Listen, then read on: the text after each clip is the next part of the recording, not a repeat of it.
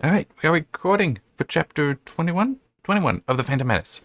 Um, only have two main notes. Yeah, I mean, it's kind of helpful being basically just talking about the battle because action like that can be kind of, and I don't say it's in a negative way, but kind of filler. I'm like, okay, somebody is throwing punches, somebody's kicking. It's like, you can write that in a way that does fill a lot of space without necessarily a lot happening there, or at least a lot that provokes criticism. So, yeah. But still, got two main things. One is Padme is, oh, here, she's just basically described as a seasoned warrior, which does not make sense if you actually, to, okay, earlier than this. It was actually fairly early. Okay. She moved with the skill and training of a seasoned warrior, no longer seeming in any way a young girl, becoming instead a deadly combatant. Okay. I'll cut to the chase on this one and then come back. Does this make her Mary Sue? I don't actually think so. I don't, and here's why. The story has so consistently been the fragile and flimsy stuff, I think it's more so that. It's like, well, we just want her to be a competent fighter, so we're just going to make her that, even though it does not make sense. It really doesn't. Remember, when she was first described, at least in a way that included her age, was just out of girlhood. So she's young, right? Teenage years, right? But she is a master politician, enough so that she was elected to be queen. Now, I can understand a princess being taught various martial skills, such as how to use a blaster, and some amount of physical martial arts. I can understand that. Because it's like, if nothing else, you need the physical discipline and the mental discipline. I can understand teaching that, just the discipline aspects, not necessarily ever going to be in combat. But still, to have that discipline there, and some understanding, because as queen, she would be ordering people, she would be ordering armies to fight, and having that understanding makes sense. But she's not a princess. She's never been a princess. She was elected queen. So, we're to believe that this teenage girl has not only been trained enough to become a queen, won an election, but also, hang on, what were all my notes here? Because it's, yeah, won the election, is a masterful political leader, how she is handling the Trade Federation, handling on this, that does show a level of skill that isn't necessarily just natural. She should be educated on this. But somehow, she still has developed the skills such that she's never missing a shot, and she knows how to move around during a battle skillfully. No. I mean, it's, as I said, this is like touching on her being a Mary Sue, but as I said, I think it is more so, it's a badly written story, in that it is just flimsy and fragile. We need her to be competent here, so we're just going to make her competent. We're just going to say she's competent, as opposed to having any logical sense to it. Yeah, I mean, yeah. The other thing was, it does mention General Keel, who's the CNC for the Gungan army. It does mention that he does actually have reserves that have now been committed to the fight. Not really the best use of reserves in this way, because it is still, the droids have entered the Gungan shield, and they're fighting on the ground there. And he's already committed them to that. This doesn't seem the wisest decision. In part because, I mean, it's like, when you think about it, you've got the shields there, so you've got, that's protecting you from everything except the droids on the ground, which are the normal battle droids, but also destroyer droids, which show up a little bit after this is mentioned, that the reserves have been committed. And this is also why a general shouldn't be in the fight, should be out behind, watching and observing. Because out behind, you're watching and observing, like the reader is, you will see, here's the bulk of the combat for my army. I have reserves somewhere. And here's the droid army. At least a portion of it. The tanks are there, so their heavy artillery is there, because they can't penetrate the shield. They're useless right now. But also the transports that are still there. It's like, if they had deposited everything, they would have left, because they'd be in the way. There's no use for them if they've deposited everything, but likely they haven't. They have their own reserves. Also, they may have things like the destroyer droids that we do end up learning about. So they're focused on here. Hey, reserves, go around and flank them. Start taking them out. We know, at least from the movie, we haven't gotten there yet, that they have those large energy balls that can, in fact, destroy a tank, or at least cripple it. So if you could reposition, you could now have them trapped between the shields, the tanks, the shields, and your reserves here, and also potentially destroy the transports, which would mean knocking out the droid reserves. They would actually be the bigger danger than the tanks even. This may sound cold, but if you could eliminate those transports so the droid reserves are gone, but you lose your own reserves, and it would just leave the tanks there that the shield generators have neutralized, kind of a fair deal. Really is. So long as the Gungan force is actually holding its own, that might be reasonable. And also, some of the tanks would be destroyed. What the heck? Some of the tanks would be destroyed. In that, because you'd still have to fight some of them, but you'd probably be able to handle that. One thing that is interesting that isn't mentioned is like the Gungans are mainly just using hand weapons or slings for throwing energy balls. It's like there's a whole bunch of functional blasters now falling on the ground because you're destroying the droids. It's like it makes sense to start picking those up and shooting back. So it's also, yes, you don't want to sacrifice your reserves, but it still is. It makes sense to use them to attack here. It does kind of remind me of this one. I wish I could remember what the battle was, but I just remember military history.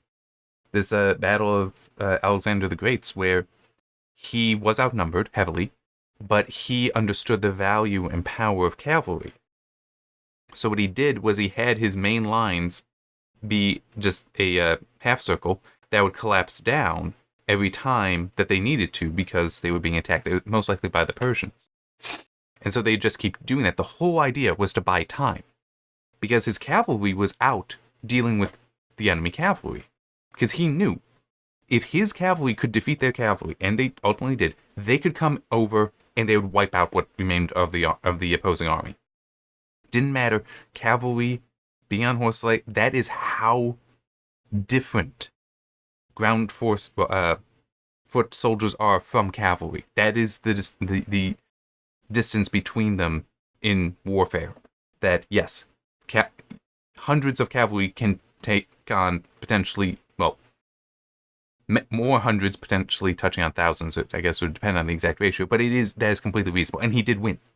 Alexander is called the Great because he never lost a battle. And he was this talented, this skilled at coming up with these plans. Or, if you want to believe somebody else was suggesting them to him, and it's not just that Alexander was he still recognized it, and he was the general. He knew which ones to select and knew how to do all this. I think he did also fight in some of the battles.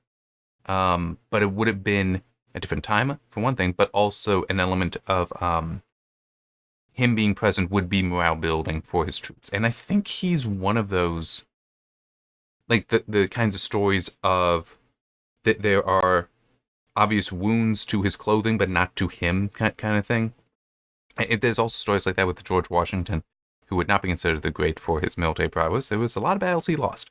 He got better. He got much better. But there would be reports of bullet holes in his clothing, but he was unharmed. But one thing worth noting about that is the heavy wool cloaks that were coats that were worn in the Revolutionary War. At the correct distance, a mini ball, yes, would bounce off of. You don't realize how lacking in, especially piercing power, mini balls had of that era. Like today, you think, oh yeah, a gun would shoot straight through. No, back then, at distance and such, yes, they could in fact just bounce off or pierce and then fall.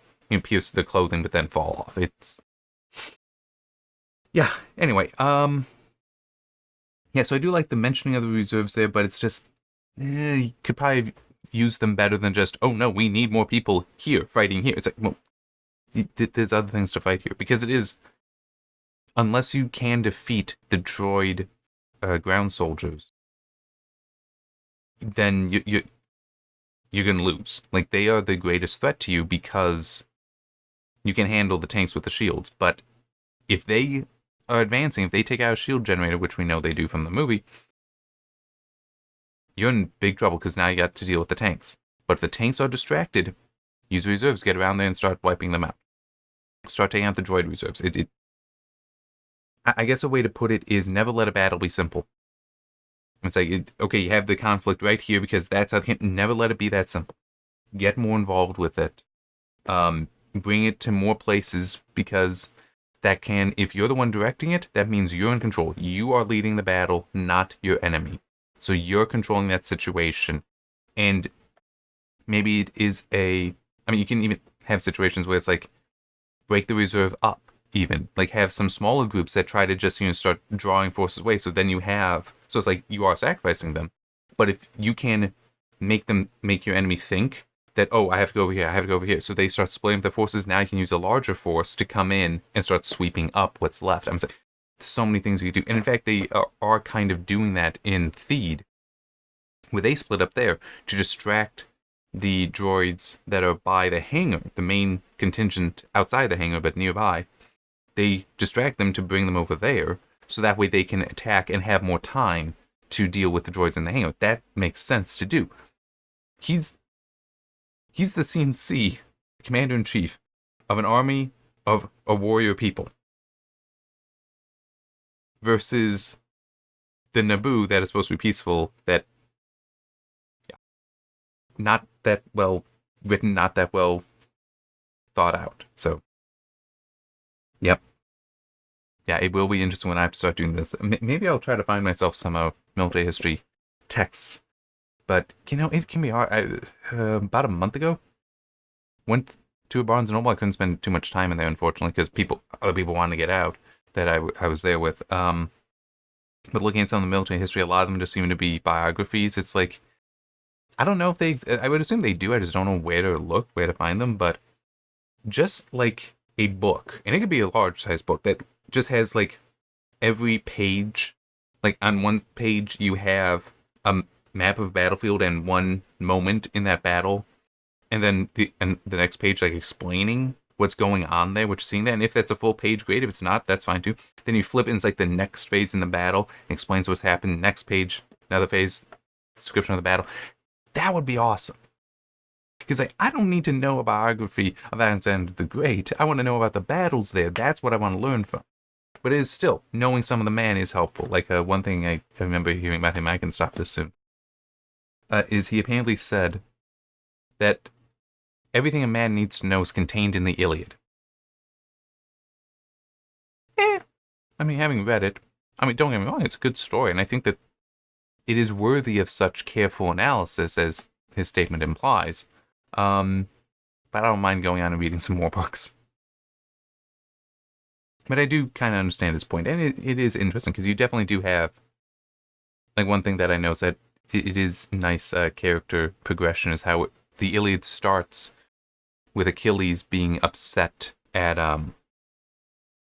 Agamemnon taking one of his hostages, somebody that he had claimed he had received from a battle, because Agamemnon, that's right, was forced to give up one of his, because the gods wouldn't, he had taken like the daughter of a priest, and the gods were not happy with that. So it's like, you gotta free her or else very bad things gonna happen. He was like, fine, but then give me the one that Achilles has. And Achilles was like, all right, I'm not gonna fight in the war anymore then. So for so much of the book, it's like, he doesn't want to fight. Not gonna fight, because why should he help Agamemnon who just stole from him? But the end of the book is Achilles has killed Hector, has desecrated the body by dragging it around the walls of Troy. I don't remember how many times, but a number of times from the back of his chariot. Its body would be very, very broken up, and then took it back to his camp to continue to humiliate Hector. And during the night, why can't I remember his name? Hector's father, the king of Troy. It's just not in there. He actually, with some help, snuck out of the city and into the Greek lines. Well, behind the Greek lines, to Achilles' own tent to plead with him for his son's body. And not only does this move Achilles enough to give up what was technically his prize, and he was treating it as his prize, But it was even like Achilles was forcefully telling the Greeks, you will allow him to take their body and to give them peace for so long a period of time for burial rights kind of stuff. I mean, it's like such a change in that before, when something was taken from him, he's like, nope, not doing. And then here, and he crossed some lines. He is not a good guy with what he did to Hector's body, but still at the end there, the pleading from the King of Troy did move him enough. And he even, like, despite this being, like, if he killed the king here, the war is done. He has won. He not only did, but it's like giving him a chair to sit in, having him be adorned, someone, because he was trying to hide himself, is like, no, all this. And they're eating together as well. I mean, it's like a lot of the Achilles being showing tremendous respect to this man, who is his enemy. And then to give him the body, I mean, I get how it's a very important story and why, yes, you can learn a great deal from it. I still moved on to other stories. The next one was actually the Odyssey. But anyhow, I'm talking more than I need to. It is a better story than Phantom Menace, though. We'll see how Attack of the Clones and Revenge of the Sith go, but it is better than that, at least thus far. All right, see you next time.